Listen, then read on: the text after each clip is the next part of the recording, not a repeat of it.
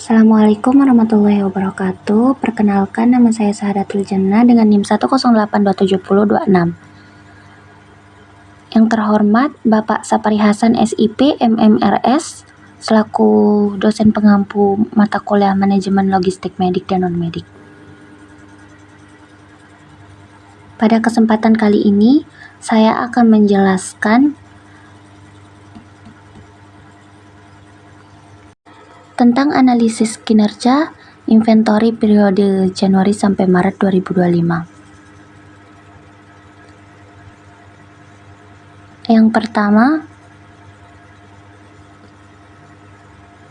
perhitungan 4 indikator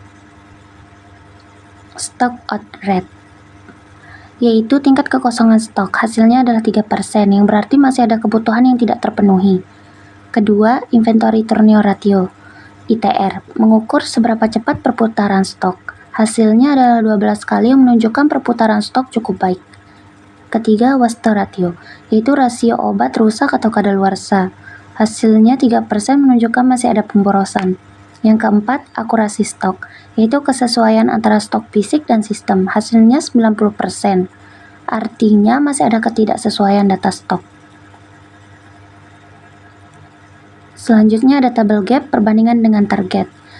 Jika dibandingkan dengan target, stock out rate 3%, target 0% tidak tercapai. ITR 12 kali target 10 tercapai, bahkan sangat baik. Waste ratio 3%, target kurang dari 2% tidak tercapai. Akurasi stok 90%, target lebih dari 95% tidak tercapai. Dari sini terlihat bahwa hanya ITR yang sudah memenuhi target, sedangkan indikator lain masih perlu perbaikan. Selanjutnya, rekomendasi SMART. Berdasarkan hasil analisis, fokus perbaikan ada pada akurasi stok dan stock out. Adapun rekomendasi SMART adalah digitalisasi stok, menggunakan sistem barcode scanning untuk meningkatkan akuransi stok hingga lebih dari 98% dalam waktu 6 bulan. Sistem early warning, membuat notifikasi untuk obat yang mendekati kadaluarsa, serta menerapkan metode FIFO agar waste ratio turun menjadi kurang dari 2%. Yang ketiga, review buffer stock atau stock out, menyesuaikan kembali stok minimum dan membuat kerja sama dengan supplier cadangan agar stock out bisa ditekan menjadi 0%. Selanjutnya, atau yang terakhir, matrik prioritas.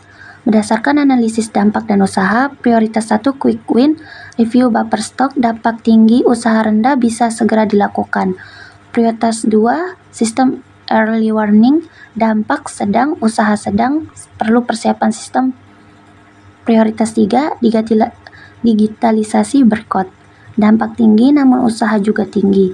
Investasi jangka panjang, jadi langkah pertama yang harus dilakukan adalah perbaikan buffer stock. Kesimpulannya, kinerja inventory masih perlu ditingkatkan, terutama pada stock out, waste, dan akurasi stok. Dengan penerapan rekomendasi yang tepat dan prioritas yang jelas, diharapkan kinerja inventory dapat lebih optimal ke depannya. Sekian yang dapat saya sampaikan, kurang lebihnya mohon maaf. Wassalamualaikum warahmatullahi wabarakatuh.